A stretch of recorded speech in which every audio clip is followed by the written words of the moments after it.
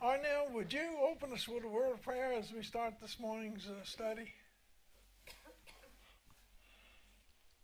Heavenly Father, we thank thee for who you are.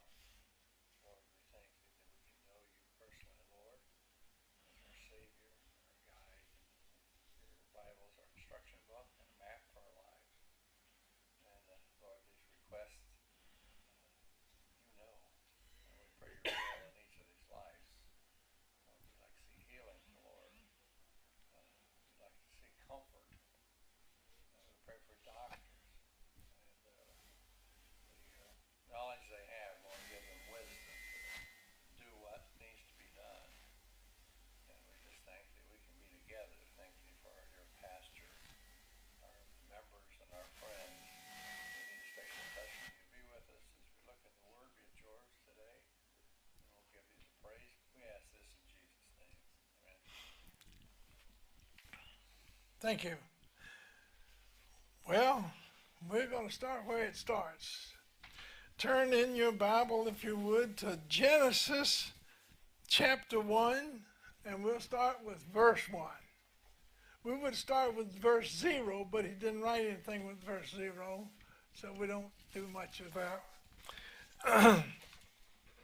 In the beginning, God created the heavens and the earth.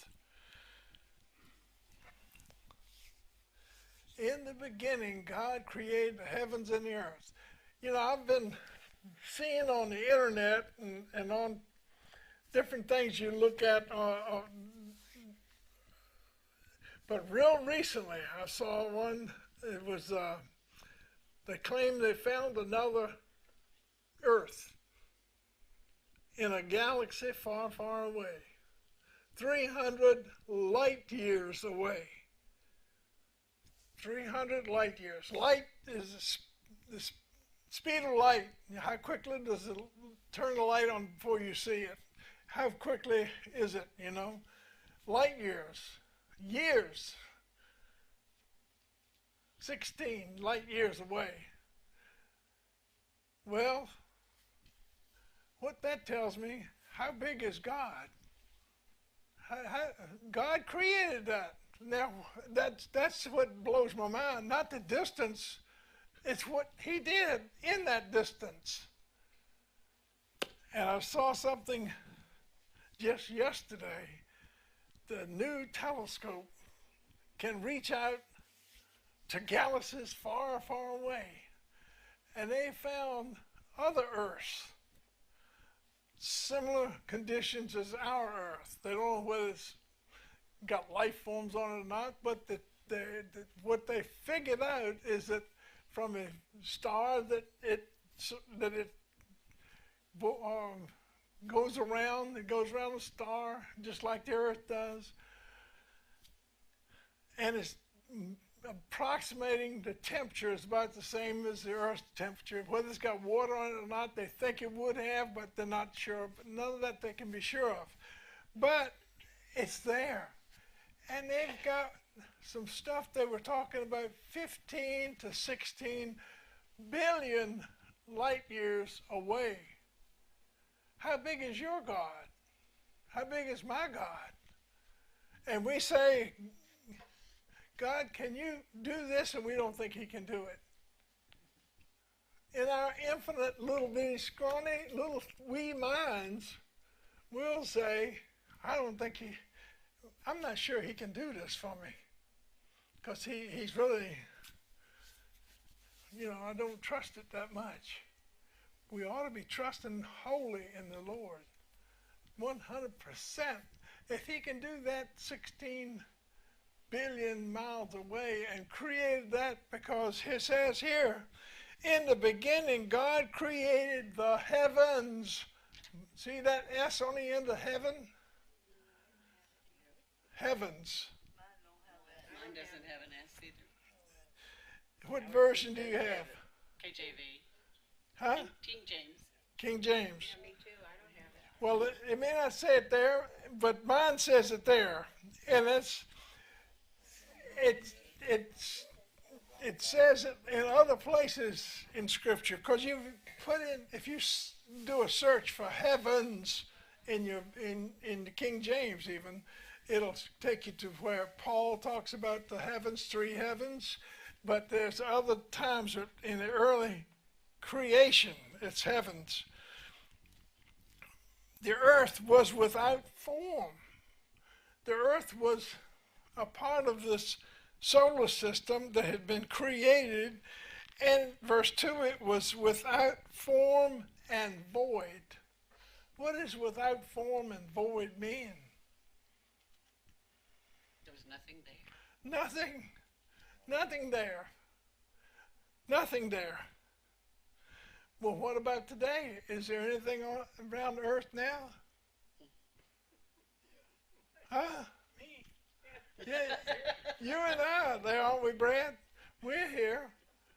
It's certainly not void. It may become void because he may clean us off.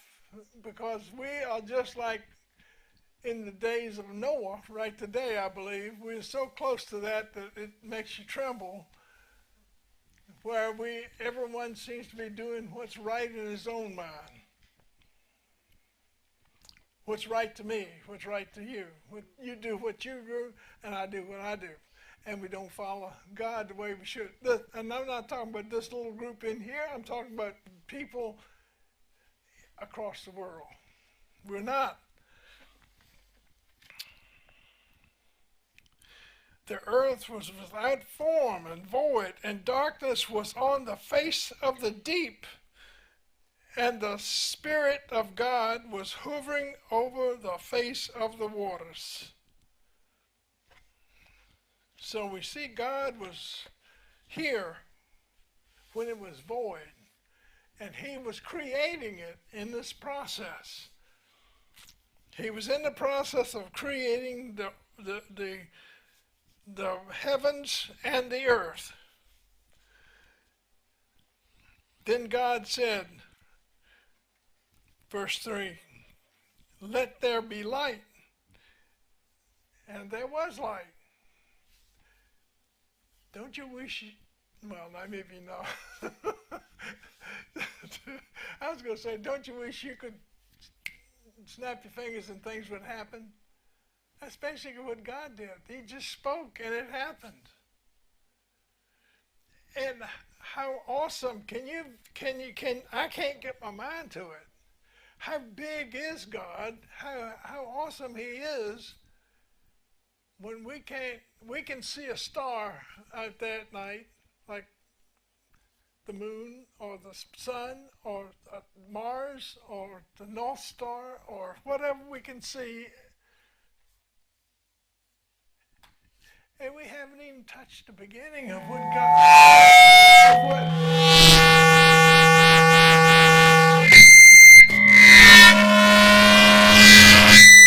Is that me, John?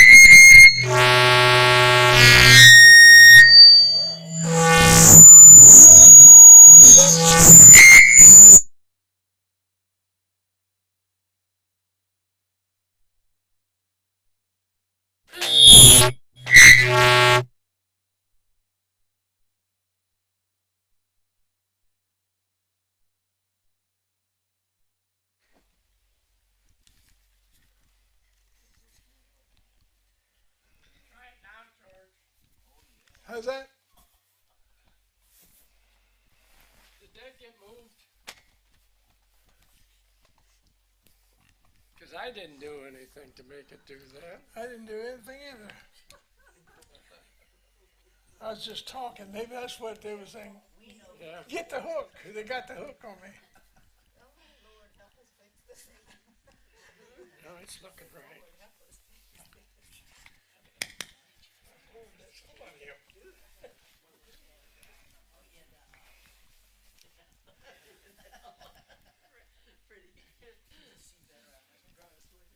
So, so God is just Put your mic back up so we can hear you. okay. I took it down thinking it was getting okay. All right. So, how big is God? How how awesome is God? If he can do what he's done in day one, in the beginning, which is speaking it, what do you think he can do today when he's with us here? And God is 3 in 1, which means that he's three persons in one, 3 entities in one. And the Holy Spirit, because Jesus said that's what would happen, is in us and living with us day by day as we walk about this time and this place and this earth. And we're still so small, but he's allowed himself to come into each of us. How awesome is that? Does it get to you how big God is? I can't perceive of it as to how large he really is and how awesome he really is. And then, what does that verse say? And yet, while we were sinners, still sinning, Jesus came that we might have life eternal. That we might have life eternal. He came for all of us. Some of us don't want it. Don't want it. When John Reed was here, we went out to a fella. He said he didn't want it. Don't want to talk about it. He didn't want it. Didn't believe it. Well, he doesn't know how awesome God is. We don't realize ourselves how awesome God is, and just so awesome. And he says, verse 3, then God said, let there be light.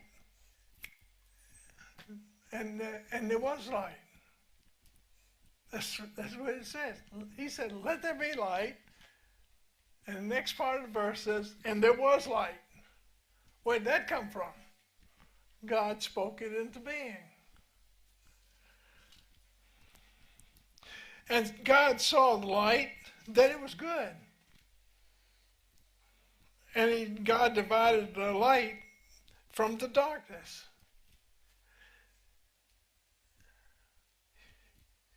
You can't, isn't it amazing how just lighting a match at night, and you may be a mile or two from someone else, and they can see that match light just like that.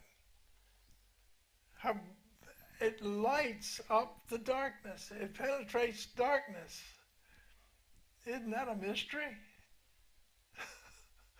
Some scientific folks would say, no, that's the molecules are moving this way or that or whatever. I don't know.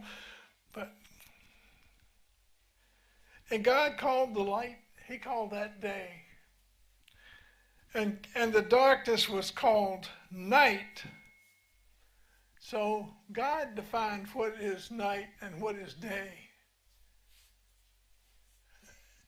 He defined it from what he's created.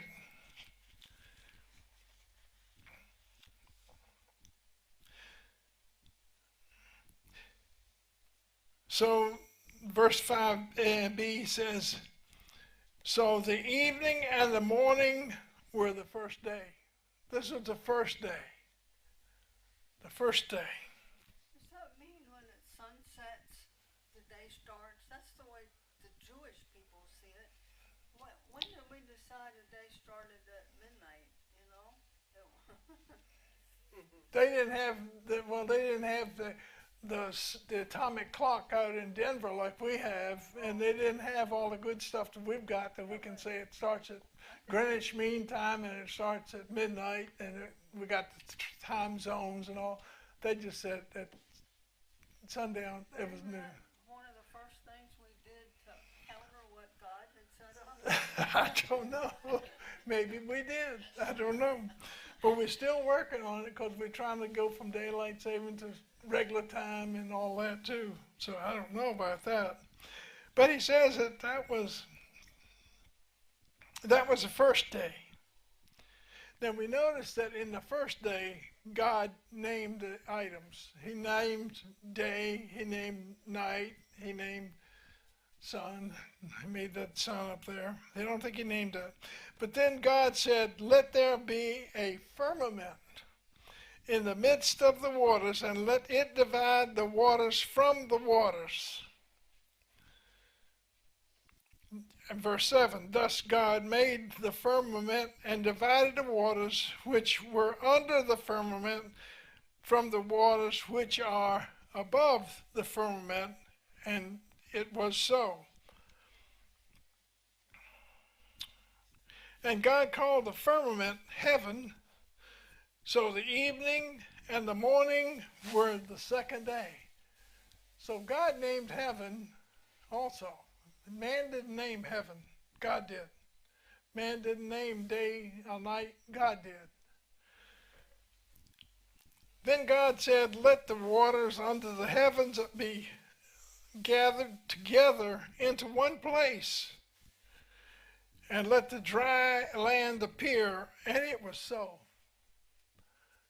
So he's got separating waters from land. They got the bulldozers out, and they took this swamp, which was full of water, and they piled it up and built houses on it called Sun City Center. That's the way it was. Sun City Center was underwater before it started building houses. Cattle used to walk around with water up to their ankles in this area, this whole area. And this comes firsthand. Well, he's gone now. I can't prove it, what he said, but he told me, he said, they raised cattle in here. And the cattle walked around in water up to halfway to their knees. And it was all over. And yet, we got lakes everywhere. We call them retention ponds where I come from. But they call them lakes because that's what they need to get the dirt from to build the house on. So that's what he did here. He separated, the earth was full of water, and he separated the earth from the land.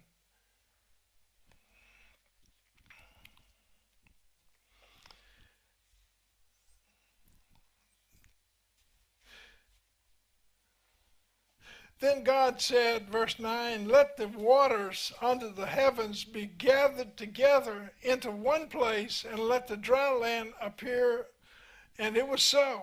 And God called the dry land earth. So he named what we call earth, earth. And the gathering together of the waters he called seas. Now we've gotten big, and we've identified them as oceans and seas. And God saw that it was good. And then God said, let the earth bring forth grass and herbs that yield seed, and the fruit tree that yields fruit according to its kind. Those seed is in itself on the earth. And it was so. And the earth brought forth grass and herb, and that yields seed according to its kind, and the tree that yields fruit, whose seed is in itself according to its kind. And God saw that it was good. So the evening and the morning were the third day. He's done 3 days now. So now he's just working on one place. He's got this whole creation that he's created. Because he didn't go back and create them after he created earth. They were already out there, this creation he's done. some of them as far as 16 billion light years away from Earth. We know that from we're so smart we can do that as a people. That's how smart we are. We can't get there, but we can take a peek over there and see. They've gotten some better equipment to do it.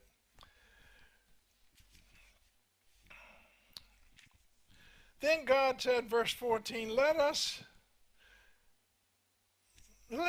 there be light in the firmament of the heavens to divide the day from the night, and let them be for signs and seasons and for days and for years.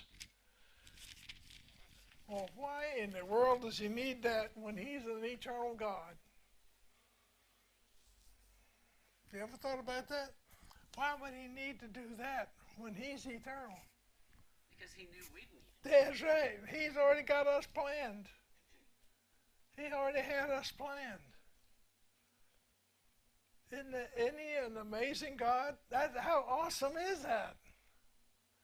His plan he didn't have to make a prototype and modify and do all this to create us.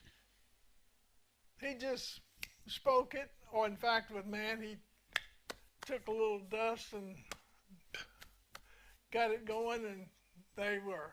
Man was the prototype, and then he created woman. Uh-oh. Right? Uh-oh. We're not talking politics here. Yeah, well, it could be. It could be. No. But how awesome is he? That's the point I'm trying to make about how awesome is our God. And we've gotten 2 pages into, we're on page 2 in our Bible. Did it all in love. And That's what amazes me. yeah, Nothing else that's right. so greater or anything. Right. He's just doing it in love.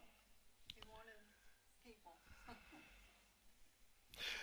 Verse 15, let them be for lights in the firmament of the heavens to give light on the earth, and it was so. Now, what are these lights? We call them what? Huh?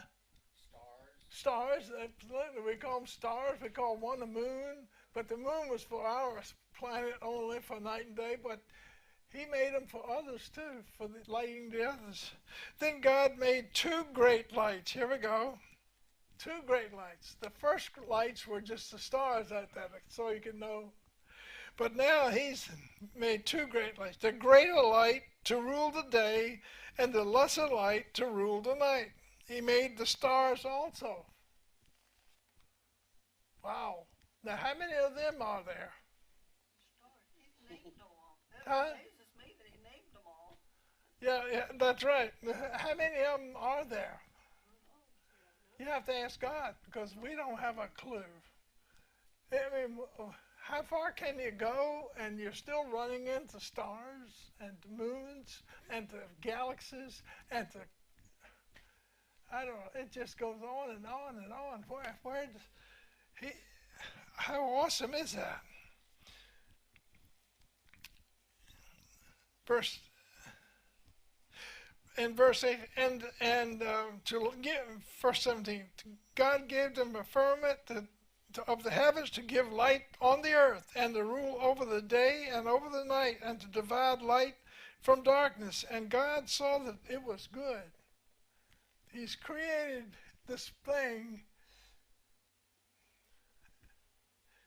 called night and day on a place called earth that has water and has land. And he sees that it's good. He sees that it's good because he's ready to move to his next phase in just another verse or 2. So the evening and the morning were the 4th day. Then God said, let the waters around abound with abundance of living creatures. See, he hadn't even put the creatures in the water yet. Abundance of living creatures. If he hadn't done that, you know, the fishing business would be very poor. There wouldn't be much of a fishing business. But he did that, and he did that because this is his creation and what he wants man to have, which is he hadn't been created man yet.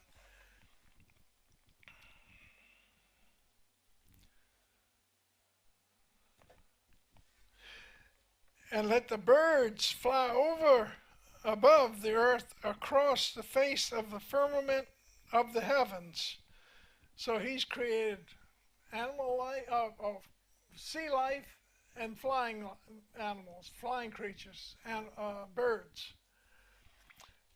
So God created the great sea creatures and everything that moves with which the waters abounded, according to their kind, and every winged bird according to its kind. And God saw that it was good. He says, I'm about ready. I'm about ready. Next verse. God blessed them and saying, be fruitful and multiply and fill the waters of the sea and let the birds multiply on the earth. So the evening and the morning were the fifth day. 5 days he's done this. He's done this in, well, it may not have been days like you and I know days, but it was 5 days identified that he's done this, created all of this. Wow. Then God said, verse 24, let the earth bring forth the living creatures according to its kind, cattle and creeping things and beasts of the earth, each according to its kind, and it was so. So a cow didn't have a horse as an offspring. That's what he's talking about when he says its kind. He made the kinds, and the kinds made others of their kind, created others of their kind. And God made the beast of the earth according to its kind, cattle according to its kind, and everything that creeps on the earth according to its kind. And God saw that it was good. Then God said, verse 26, let us make in our image according to our likeness. What does that mean? Let us make in our image, capital O-U-R, our image, God's image, according to our likeness, capital O-U-R, our likeness, God's likeness. Let them have dominion over the fish of the sea and over the birds of the air. So, here we see God putting in place the completion of his creation. This is his final step, creating mankind. And how did he create mankind? He created us differently from the cattle and the other animals that walk the earth. Well, how are we different?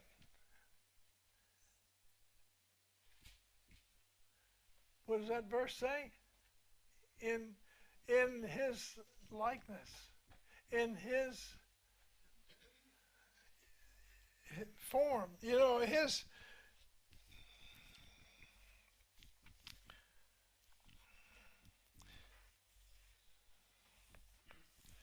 So he created in our likeness, in our image. Well, we don't know what the image of God is, really, do we? But he also created Jesus, and that's the only thing we know about God that we can see. But Jesus was brought down from his heavenly position to his lowest possible thing he could be in the humankind, and be born in a stable, the lowest place he could be born, and grew up in a lowly family, not the king's palace. You see, God works his plan. If we work with God, he has a plan for us. The plan is his. We just need to step in and get in step with him and do what his plan calls for.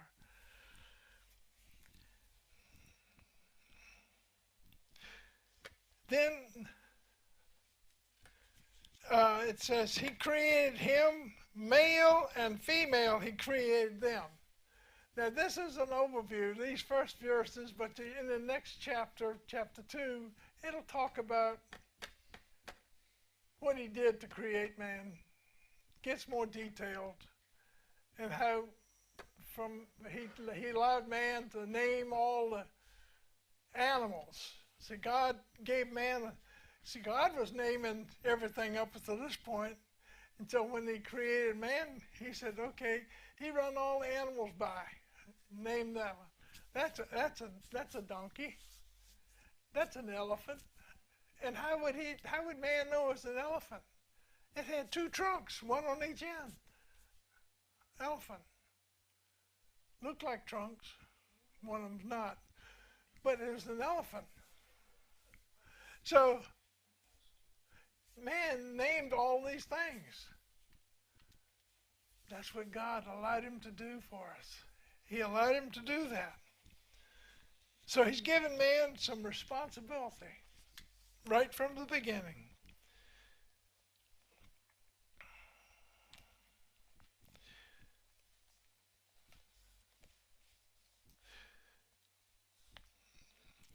In verse 28, he says, and God blessed them, and God said to them, be fruitful and multiply, fill the earth and subdue it. Have dominion over the fish of the sea and over the birds of the air and over every living thing that moves on the earth. So he's given man a responsibility. You see the responsibility? First of all, man has the responsibility to name them. And then he's given them responsibility over them. To have dominion over the animals, birds, sea creatures.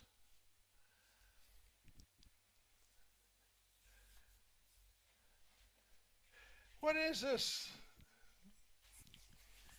in likeness, created in likeness? What does that mean? What does it mean to be created in God's likeness?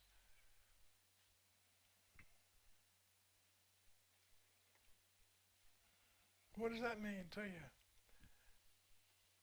We look like him, we walk like him, we talk like him. In spirit, I think in spirit. Spirit, that's one. Yeah. That's I it. don't think we can ever know or even imagine. Right. I don't think we can ever know or even imagine what Yeah. God's image would be. Yeah. Right. He's given us in his likeness. We can rationalize, we can think, we can reason. Come, let us reason together. So we can reason things out. Now you take any animal. Now what kind of thinking do? They do basically two things: fight or flight. And they don't try to say, if I do this, then he's going to do this, and so I got to be careful. They're not playing chess. The animals don't play chess. Have you seen any animals playing chess? Now man created something too, a chessboard, and he plays this game.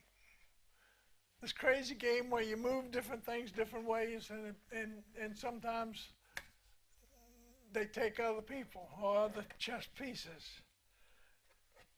But God gave us the ability to think and to invent things. We invent things. We don't create things like God created, but we have an intellect that God has given us that we can think through certain issues, and we think about them, and we can solve problems by doing that. What amazes me also is that Adam was made perfect and his mind was made perfect. So when he named all those animals, he didn't have to stop and think, now what did I name that? Yeah, Because he knew. I mean, yeah. he didn't forget anything. I bet he had a pretty good recall too, memory recall too, because I would have named them, and I said, well, what did I name this one? Yeah. What did he call them? So sin brought us forgetfulness. Right. There you go. Blame it on sin. Yeah. So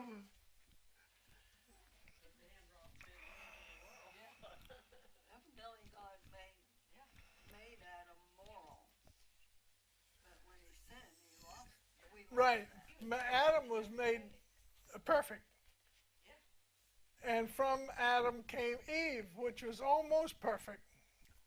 No, very perfect. I knew I'd get some head shakings, head waggings. Adam was in the garden at the beginning, and Eve were perfect without sin. They didn't have any sin. What an awesome situation that was. Huh? God can't look on sin No, but he would come and visit with them in the cool of the evening, remember? before they sinned. Before they sinned. And he only had one requirement. You can have everything in this garden. God, and you know who made the garden? God made the garden. God set the garden out. And he put things there for man to enjoy. And can you imagine the reunion they would have each time that they would meet all together with no sin and nothing, no burdens or anything, and just have a perfect reunion, walking in the cool of the night with Jesus? Right. I mean, And that's why he wanted to do Looking forward to that. I don't think they didn't appreciate what they had. They They did. got used to it. Well, they didn't know any different. Was that? They didn't know any different. Well, It was just perfect. you know, that's what got them in trouble. Yeah. You know, we don't appreciate God the way we should either. And that's what gets us in trouble. If we did, we would never be in trouble. Because he is enough to sustain us in every situation if we just relied on him 100%.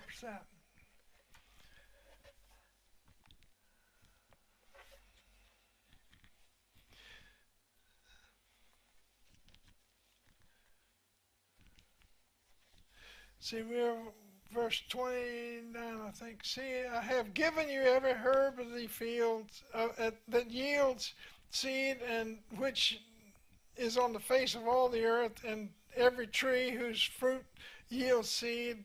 To you it shall be for food. Also to every beast of the earth, and to every bird of the air, and to everything that creeps on the earth, in which there is life, I have given every green herb for food, and it was so. Then God saw everything that he had made, and indeed it was very good. Everything was good up until this point, and this one, it is very good. And guess which day this is? This is day 6.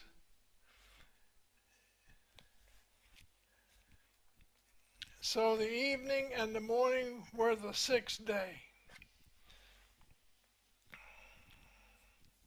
So,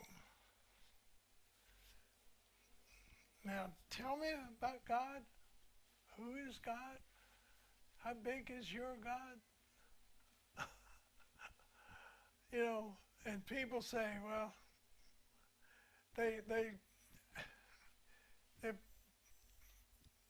so many of us think God is our servant. They treat him like a servant. I prayed for that, and it didn't happen. So I'm upset with God. I prayed for it. It didn't happen. So I'm upset with God. I'll tell you a story. My uncle and my aunt, they were about 50, between the late 50s. And she was taken in for some, to remove a little something that was on skin on her breast. And she died on the operating table. That's a shocker. She figured she'd be going in, coming out that day and coming home. And she died right on the operating table. My uncle naturally was upset by this happening. And he blamed God. Now, bear in mind, he was a member of the church, he grew up in the church, his family were all Christian, born again Christians even. And he was a deacon in the church, serving the Lord every day. But at that point, he became bitter against God.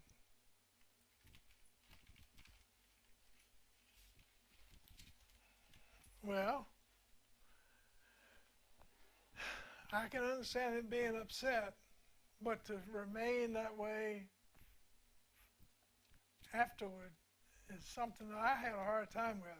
I'd go visit him when we lived in Asheville at the time, and we'd go to Richmond, and I'd go by and visit him. We'd sit and we'd cry and we'd talk about it. He just was hard. He would not change. Not change at all. And I don't know whether he ever changed. But how sad to see ourselves as equal with God. We're not going to play with you, God, because you just done me wrong. God didn't do him wrong.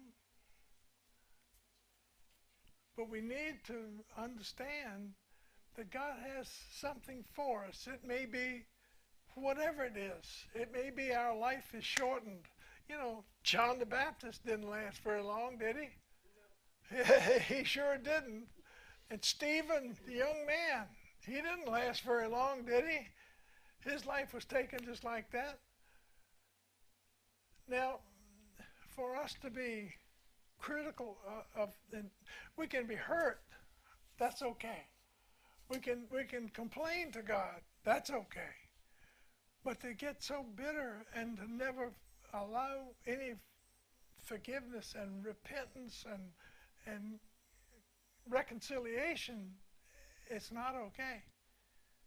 That part's not okay. We need to be able to come back around and say, God, you're so great and so awesome and so big. We're looking at this morning from the physical works of God, creating the universe, creating the heavens and the earth, and preparing man to be on the earth. He prepared us perfect. It was what we did after we got here that caused the problem. And, you know, and that being in his image is one of the reasons that we could make the wrong choice. That was one of the things he gave us. Your ability to make choices. You can choose to do this or to do this. You choose. There's a price in each category. You'll be blessed or you'll be paying a price if you do the wrong things. But you choose, and they chose the wrong thing in the garden. And whether it would have been in the garden or later on in the garden or wherever, it would have still been the first time somewhere they would have made a bad choice, which is sin in God's sight, and he can't look at sin. So what do we do? How do we handle it? How do we handle it?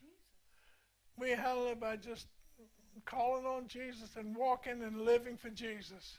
Because he sent, while we were yet sinners, because he knows that we're all sinners now. He can't look on us in that condition.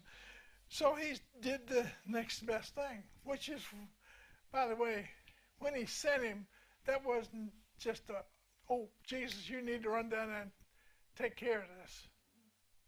No, that wasn't the way it was. Before the creation, Jesus, the Holy Spirit, and God decided that man was going to mess up. They knew, because he's got our characteristics. He can do that. He can make a bad choice. So we will have one to go down and redeem them. That will be Jesus. And he'll go down and be the perfect sacrifice, the lamb, the perfect lamb, unblemished lamb. And that's what he did. His purpose was to come down. While we were yet sinners, he came and he gave his life that we might have eternal life. Now, what kind of a deal is that? He took my junk life. He took me and my junk life, and he died on the cross for my junk life. And he gave me what his righteousness. He gave that to me and took all my sin and bared it on the cross. I should have been on the cross, not him. So, how big is your God? How great is your God? We see the physical that he done. We can't see it, but we read about it. We heard about it in the internet now. We know that they got devices that man has invented and built, and it can go and do things that who dreamt of it when I was growing up.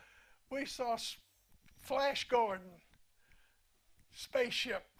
Then there was the, we never dreamed it'd even get off the ground. When I was growing up, they had little cartoons or comics, and they said, they're going to go to space. Wow, what a dream. Going to the moon, it goes up like that. The thing would be at the moon before you know it. That And was space. huh? To us, that was space. That was space, and it was hard to get. Further than that. Yeah, but the idea of us being able to do that was awesome. But that's not the point. The point is God created it there, and he created it far beyond there. How awesome is that? That's the point, being awesome by God. Well, I'm about running out of time. Any comments or anything that this has been kind of a quiet group this morning. I've heard 2 or 3 talk, but I guess we got into a subject that is different. So, any comments on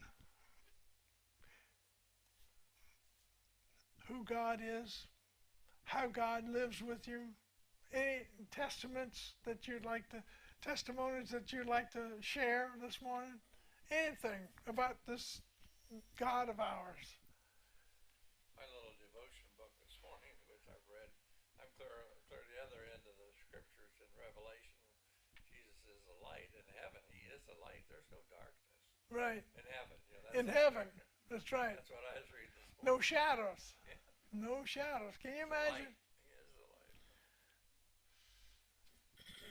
It was just refreshing to just see how big God is. I mean, because we lose that in our daily lives. Yeah. Just trying to, along with our struggles and everything just see the refreshing of how powerful he is right from the beginning and before our beginning. That's You right. know, it just, and I think it was a really good study today. Yeah, it's hard to explain how large you feel he is, and how he really is larger than what you can imagine. How awesome! Some of the animals, they're smarter than mankind. They reproduce after their kind, after their kind. Look at what's happening in the world today. Yeah, Wow. That's for sure. Wow. Well, he created the animals with an instinct. They have instinctive intelligence. Some of the things that animals can do, we don't even think about. But for them, it's just the way God created them. yeah, It's what they do. yeah. They can smell things better, they track the way they can catch their animals or their food. Is they either smell, some are given smell, some are given eyesight. Eagles are given eyesight. Yeah, and they do it that way. Man was given a choice, though. Give us what? Man was given a choice. A choice. Makes Yeah. a difference to man. That's right. The other thing I was going to say, kind of like what Renee was saying, we easily forget. That's why we come to church regularly. That's why we have to read our Bible regularly, because even though we're saved sinners, we're just a mess, and we just can't seem to keep it together. Right. Very long. If we weren't in church, or if we weren't like memorials, like Memorial Day, if we didn't have those, we wouldn't even celebrate them. We'd forget about them. So, people say, well, why do you have to go to church every Sunday? Why do you have to? Because I really believe that if we didn't come together like this, or open up this word together, or it wouldn't be long before Right. we'd be like The, a lot of other people. the good response is, Yeah. why do you eat breakfast every day? Or Right. why do you eat Absolutely. food every day? Yeah. Yeah. God made everything so perfect, and the way he made creation, and just the way that he wanted it. And we see our world going into the artificial intelligence, and how they're just changing God's plan. They're trying to block out the sun, and for the climate change, and what they're doing in the robotic world. And Don't you see? it's just amazing that we see this in our world today. And Don't you see this as the days of Noah? yes. It's the days of Noah. Everybody's doing what they want to do, and none are doing.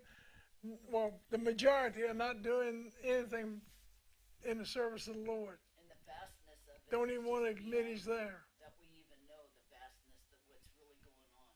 Right.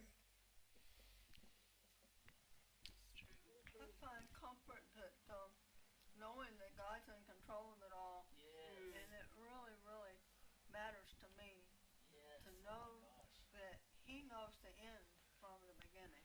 Yeah. Known it all along, and He knows what's going to happen tomorrow. And when we're close to Him, He's preparing us for what's to come. Right. And where He didn't give us any signs, we're seeing signs. So Well, he has given us signs. He's given us the Bible, which has in it the prophets in the Old Testament and the they asked for signs, and Jesus said there wouldn't be any more after what He'd given. right. But it's obvious the signs we're seeing. We just need to be ready. Those labor pains are just Yeah. getting Yeah. stronger and stronger. He wants us to know, and He wants us to be prepared. He's doing everything He can to prepare us. Do you believe he could come today before we get out of the building? Well, I wish you would. Are you ready? My prayer, come quickly, Lord Jesus. The question is, are we ready? Are we ready? Just concerned for the lost. Right. It's always on your mind. Well, that's good.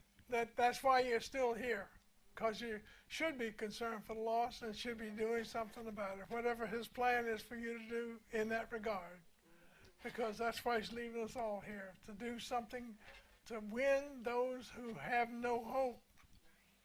They have no hope because they have not accepted Christ or don't know Christ. and it's for us to share it. And how we share it, it's individually different. But we should be sharing it. And if you're saying, well, my life is his, they can see it in my life, I hope so. I hope that's enough to convince them. But that's not what Jesus said. Jesus said, you are my witnesses. You are to share what he's done for you, what I've done for you, he says. And that's the sharing he's wanting us to do, because people listen to each other.